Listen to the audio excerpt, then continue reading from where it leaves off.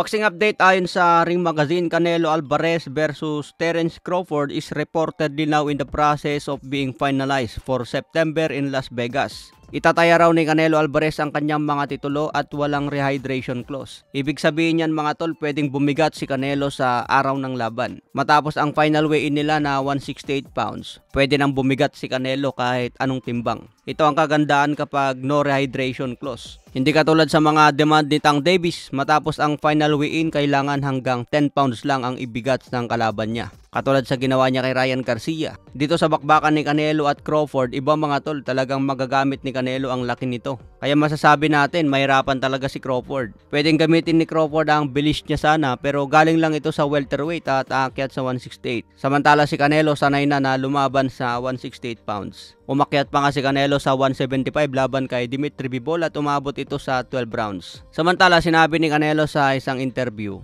I always say I respect Terence Crawford. He just win one big fight.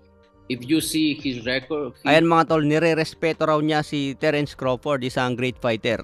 Pero kung tignan daw ang resume ni Terence Crawford, isang boksingero lang ang tinalo niyang malupit. Naging madali para kay Crawford ang laban kay Spence. Kaya nakuha niyang respeto ni Canelo Alvarez. Sumagot naman si Terence Crawford sa sinabi ni Canelo. Sabi niya, "Lol, that's crazy. So every fighter I've fought is not good but one. Just remember what you said.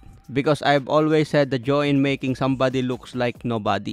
So tatandaan raw ni Canelo ang kanyang mga sinasabi dahil nag-e-enjoy raw si Crawford na gawing mahina ang mga malalakas. So abangan natin kung kaya ni Crawford wasakin si Canelo Alvarez. Ngayong Mayo magkakaroon muna ng laban si Canelo Alvarez bago sagupain si Crawford sa September.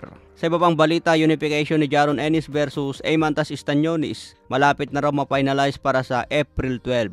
So maganda rin itong mga tol, unification sa welterweight division. Sa iba pang balita, bakbakan ni Pitbull Isaac Cruz versus Ryan Garcia. Catchweight nga po ang paglalabanan sa 144 pounds. Ang sakop po kasi ng welterweight 141 hanggang 147 pounds. Sa late ni Pitbull Isaac Cruz, nakarating na sa welterweight division. So abangan natin ang kayang ipakita ni Pitbull Cruz laban kay Ryan Garcia. Pero may paparating na laban muna si Pitbull Cruz ngayong February 1, undercard ni David Benavides versus David Morrell.